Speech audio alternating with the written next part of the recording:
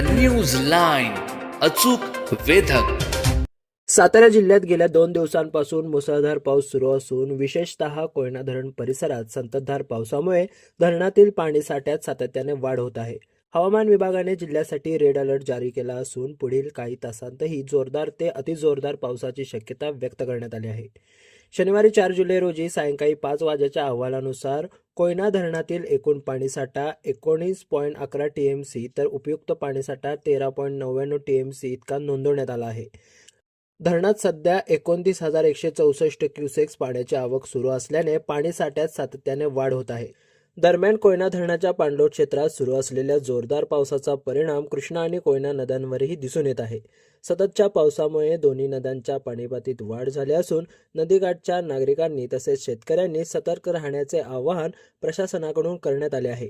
पावसाचा जोर कायम राहिल्यास धरणातील पाणीसाठ्यात आणखी वाढ होण्याची शक्यता असून प्रशासन परिस्थितीवर बारकाईने लक्ष ठेवून आहे. द न्यूज लाईनसाठी अमोल टकले, कराड.